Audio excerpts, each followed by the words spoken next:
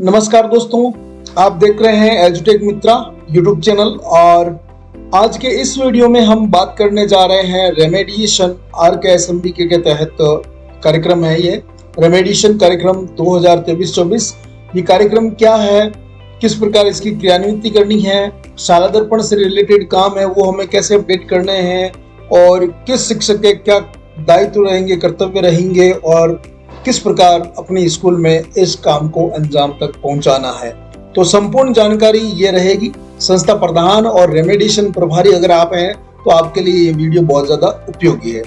तो सबसे पहले मैं आपको लेके चलता हूँ शाला दर्पण पोर्टल पर कि रेमेडिएशन और RKSMBK के बारे में आपको क्या क्या अपडेट करना रहेगा। यहाँ हम आ गए हैं। यहाँ आपको सीधा जाना है RKSMBK संबंधित काम करने के लिए परिणाम में, और परिणाम में आप परीक्षा परिणाम प्रविष्टि में जाएंगे, और परीक्षा परिणाम प्रविष्टि में आप विषय अध्यापक मैपिंग पे क्लिक करेंगे। तो जैसा कि आप देख पा रहे हैं, मैं यहाँ पर विषय अध्यापक मैपिंग में आ गया हूँ। टीचर मैपिंग RKSMBK के लिए RKSMBK ऑप्शन से ही विषय अध्यापक मैपिंग करें। तो यहाँ पर हम फॉर RKSMBK पे क्लिक कर देते हैं और थोड़ा इसको स्क्रॉल डाउन करते हैं। तो यहाँ आप देख पा रहे हैं क्लास 3 से 8 तक सेक्शन दे रखा है, लेकिन हिंदी, इंग्लिश और मैथ के लिए अभी तक मैपिंग नहीं कर रखी है। तो हमें ये मैपिंग अपनी कंप्लीट करवानी है। तो click here for to map teacher पे आपको क्लिक कर देना है, और मैथमेटिक्स साइंस का जो टीचर्स हैं वो कौन है उनका नाम यहाँ पर आपको चूज करना रहेगा। तो यहाँ क्लिक करेंगे तो आपको वर्किंग टीचर शो होने शुरू हो जाएंगे। तो जैसा कि आप देख पा रहे हैं, यहाँ मैथ के अंदर मैंने मैपिंग कर दी है। ये कॉलम छोटा हो गया है। यहाँ पर जो स्टाफ आईडी है NIC वो शो होना शुरू हो गई। इसी प्रकार इंग्लिश और हिंदी के स्टाफ आईडी आपको यहाँ पे सेलेक्ट करना है, टीचर का नाम, और उनके ऊपर सबमिट कर देना है। ठीक है, तो आपकी यहाँ पे ये मैपिंग हो जाएगी। तो आपको सबसे पहले ये काम कंप्लीट करना है। ठीक है, अब इसके बाद में हम सीधा चलते हैं रेमेडिएशन कार्यक्रम क्या है, इसकी क्रियान्विति कैसे करनी है, ये कहाँ पर क्या दायित्व रहेंगे, कौन सी क्लासें इसमें शामिल है, और फिर बाद में और ज्यादा जानकारी लेंगे। तो यहाँ डिस्प्ले पे आप देख सकते हैं रेमेडिएशन RKSMBK कार्यक्रम सस्टेनेबल रेमेडिएशन प्रोग्राम। ये क्लास 3 से लेकर के 8 तक के लिए है। पिछले 2-3 साल से हमारे ब्रिज कोर्स वगैरह या RKSMBK 1, RKSMBK 2 और रेमेडिएशन के कार्यक्रम चल रहे हैं। ये शिक्षा में सुधार के लिए चल रहे हैं। ठीक है ना। तो अगर बच्चा बिहाइंड ग्रेड है तो क्यों है, इसके पीछे हमें काम करना है और उसमें सुधार लाना है। तो लगातार 3-4 साल हो गए हैं इस कार्यक्रम को देखते हुए, तो ये लगातार प्रोसेस में है। तो रेमेडिएशन कार्यक्रम क्या है, प्रत्येक विद्यालय के प्रत्येक विद्यार्थी के लर्निंग लेवल में सुधार करने के लिए उपचारात्मक शिक्षण कार्यक्रम प्रारंभ किया गया है। इसमें मुख्यतः जो विद्यार्थी पढ़ाई में पीछे रह जाते हैं या रटने के माध्यम से सीखते हैं, उनको सीखने के लिए एक अच्छे स्तर पर लाने के लिए इसकी शुरुआत की गई है। ठीक है, और रेमेडिएशन कार्यक्रम का जो लक्षित समूह है वो कक्षा 3 से 8 तक के लिए शुरू किया गया है, और इसका जो मुख्य उद्देश्य है वो है कक्षा 3 से 8 के विद्यार्थियों को वर्कबुक के माध्यम से शिक्षक द्वारा रटने के बजाय सही तरीके से दक्षता आधारित शिक्षण करवाना, गतिविधि आधारित शिक्षण करवाना है, उसे समझाना भी है ताकि उसको आगे लाना है, वह अन्य विद्यार्थियों से पीछे नहीं रह जाए। राजस्थान के शिक्षा में बढ़ते कदम कार्यक्रम के साथ इसे जोड़ा गया है, और इसमें विद्यार्थियों को मनोरंजन पूर्वक तरीके से पढ़ाने का मौका मिलेगा ताकि विद्यार्थियों में गुणात्मक सुधार हो सके। अब मैं आपको बता देता हूं कि रेमेडिएशन कार्यक्रम अपने को करना कब कब है, क्योंकि अपने को बाकी किताबें जो पाठ्यक्रम है वो भी कंप्लीट करवाना है। तो सोमवार, फिर आपको मंगलवार छोड़ दो, बुधवार वापस, फिर गुरुवार छोड़ दो वापस शुक्रवार। तो सोम, बुध और शुक्रवार को आपको ये कार्यक्रम चलाना है। और इसके जो पहले 3 कालांश होंगे, यानी कि 8 बजे से लेकर के 9:30 बजे तक। जैसा कि आप सभी को पता है कि हमारा 7:10 से स्कूल शुरू हो जाता है, 7:30 से, और प्रार्थना वगैरह कंप्लीट होता है तो 8 तो बज ही जाते हैं अटेंडेंस वगैरह कंप्लीट होने तक। तो 8 से लेकर के 9:30, 1.5 घंटे का कार्यक्रम है, ये अपने को कंप्लीट करना है। इसमें 3 कालांश आपको इस प्रकार एडजस्ट करने हैं कि आपको कक्षा 3 से 8 तक के लिए आप कॉमन क्लास लो या जैसे भी आपकी सहूलियत रहे, आप बच्चों में सुधार ला सकें वैसे आप कर सकते हैं। ठीक है, और रेमेडिएशन कार्यक्रम के बाद में आपको शाला दर्पण पर इसकी प्रविष्टि भी करनी है कि कौन सा जो सब्जेक्ट टीचर है वो कौन सा विषय पढ़ा रहा है, ये समय सारणी आपको अपडेट करनी है। तो ये मैंने आपको बता दिया है। ठीक है, अब हम चलते हैं रेमेडिएशन कार्यक्रम का दिशा निर्देश क्या है, इसकी एक पीपीटी है जिसके माध्यम से मैं आपको ये सारी जानकारी बताने का प्रयास करूंगा।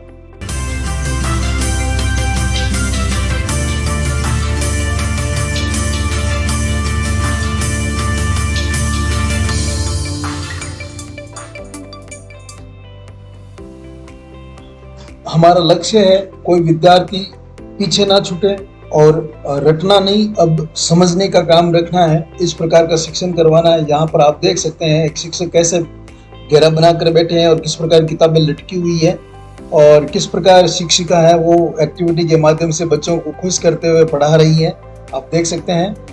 तो जो सस्टेनेबल रेमेडिएशन प्रोग्राम है 3 से 8, ये सप्ताह में 3 दिन मंडे, वेडनेसडे, फ्राइडे को करना है और इसका समय भी निश्चित है 8 से 9:30 बजे।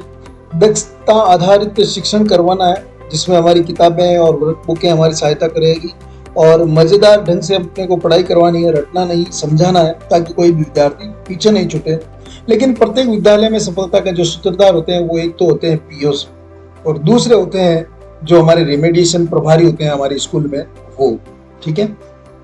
तो इन दोनों के ऊपर ये टिका रहता है और फिर बाद में जो महत्वपूर्ण कड़ी होती है वो होते हैं हमारे शिक्षक। तो रेमेडिएशन की समय सारणी आपको मैं बता देता हूँ कि सोमवार, बुधवार और शुक्रवार को हमें पढ़ाई करवानी है। 1.5 घंटे प्रारंभिक रहेंगे, 8 से लेकर के 9:30 बजे तक के संचालित किए जाएं, ठीक है। और अभी जैसे 1 अक्टूबर से टाइम बदल जाएगा तो इसमें भी आपको 1.5 घंटे का जो टाइम है वो रखना है शुरुआत में, या समय बदल जाएगा लेकिन अवधि है वो अपने को 1.5 घंटे की रखनी है, ठीक है। और ये 3 वार रखने हैं। निश्चित समय पर एचएम या पीओ या यूसीओ रेमेडिएशन टाइम टेबल शाला दर्पण पर दर्ज करेंगे। तो शाला दर्पण पर रेमेडिएशन टाइम टेबल है वो आपको इस प्रकार बना लेना है कि कौन कौन से शिक्षक क्या क्या पढ़ाएंगे, ठीक है। कौन सा शिक्षक होगा आपके पास में, ये ऑफलाइन भी होना चाहिए, टीचर 1 to ऐसे सारे के सारे क्लास भी आपकी ये 6 की 6 क्लास होनी चाहिए, 6 टीचर होने चाहिए आपके पास में। और हिंदी, इंग्लिश और गणित, इन 3 का हमें अध्यापन करवाना है। तो कौन से विषय का रेमेडिएशन करता है शिक्षक और क्या समय है उनका, तो ये चीजें अपने को ध्यान में रखते हुए इस प्रकार एक टाइम टेबल बनाना है। इसके बाद में शैक्षणिक वर्ष 23-24 के लिए कार्य पुस्तिकाएं अपने पास में उपलब्ध है। पहल, प्रयास, प्रवाह और प्रखर। पहल है वो लर्निंग लेवल क्लास 1 से 2 के लिए जो है उनके लिए, कक्षा 3 के विद्यार्थियों के लिए। प्रयास है वो 4 से 5 के विद्यार्थियों के लिए है जिनका लर्निंग लेवल दूसरी, तीसरी या चौथी का है। और प्रवाह है वो 6ठी, 7वीं के विद्यार्थियों के लिए जिनका लर्निंग लेवल 4, 5 या 6ठी कक्षा का है। और प्रखर है वो कक्षा 8 के उन विद्यार्थियों के लिए है जिनका लर्निंग लेवल 5, 6, 7 है। तो राजस्थान में मैं आपको बता दूं कि पहली बार रंगीन कार्य पुस्तिकाएं प्रकाशित हुई है। पहले ब्लैक एंड व्हाइट होती थी, इस बार पृष्ठ भी है जो इनके रंगीन है और बहुत ही ज्यादा आकर्षक लगती है। और इसमें जो इंडेक्स है उसके अंदर 3 सेगमेंट है आंकलन के अनुसार। हर खंड की जो मुख्य दक्षताएं हैं यहाँ वर्कशीट के नंबर दे रखे हैं, यहाँ पर जो कॉम्पिटेंसी है, दक्षताएं हैं वो लिखी हुई है, पेज नंबर भी दे रखा है। और learner will be able to, वो जो सीखने वाला है वो जो विद्यार्थी है वो किसके लिए सक्षम हो जाएगा, इसकी भी जानकारी यहाँ पर दे रखी है, आप जरूर देखें इनको। दूसरा जो इनका फीचर है वो है दक्षता पढ़ाने के सभी रिसोर्स जो है वो एक ही जगह के ऊपर आपको उपलब्ध है। जैसे आप देखेंगे यहाँ पर एक्टिविटी का नाम दे रखा है, कौन से मटेरियल अपने को चाहिए, प्रिपरेशन क्या करनी रहेगी, फिर इसके स्टेप क्या रहेंगे। पहले जब शुरू में ये वर्कशीट आई थी तब ये केवल इतना लिखा था कि गतिविधि आधारित करवाना है, लेकिन गतिविधियां क्या होती थी, शिक्षकों के पास में ये उपलब्ध नहीं थी या किन्हीं के पास थी तो वो शेयर नहीं करते, तो दूसरों को ये चीजें मिलती नहीं थी, ठीक है। तो यहाँ पर आपको इंस्ट्रक्शन भी है on how to teach the core competency in sync with ABL kit. ABL kit के साथ जोड़ते हुए जो मेन मुख्य दक्षताएं हैं उनको यहाँ पर दर्ज किया गया है। और एग्जाम्पल क्वेश्चन भी दिए गए हैं कि आपको किस प्रकार के क्वेश्चन है वो पुटअप करने हैं, किन प्रकार के क्वेश्चनों के उत्तर देने के लिए बच्चा सक्षम रहेगा।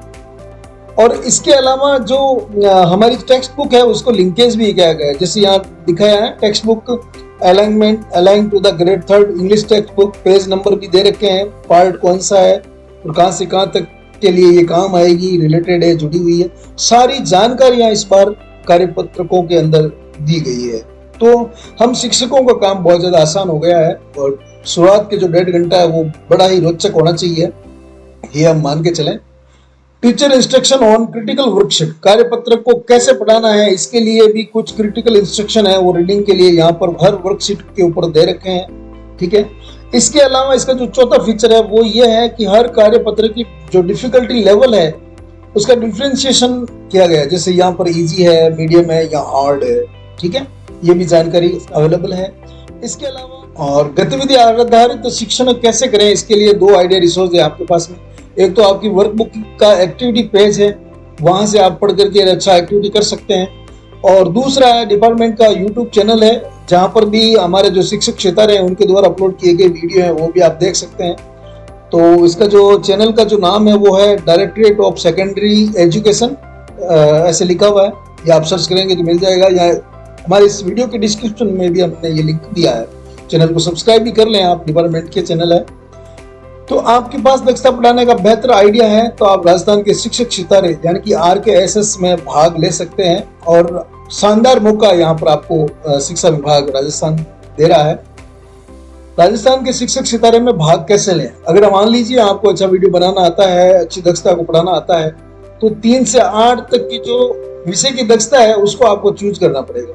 फिर दक्षता सिखाने वाला वीडियो आपको रिकॉर्ड करना पड़ेगा और आपको लिंक के ऊपर इसको भेजना पड़ेगा। तो लिंक है वो आपको व्हाट्सएप ग्रुपों में पहले भी शेयर किए जा चुके हैं, और इस वीडियो के डिस्क्रिप्शन में भी हम ये लिंक देंगे। तो यहाँ क्या होगा, अगर आप भाग लें, क्यों भाग लें, एक तो आपका स्टेट लेवल पर रिकॉग्नाइजेशन होगा, आपकी एक पहचान बनेगी, ठीक है। और टीचर इनोवेशन जो क्लब है ऑनलाइन कम्युनिटी टीचर्स, उसमें भी आपको शामिल किया जाएगा।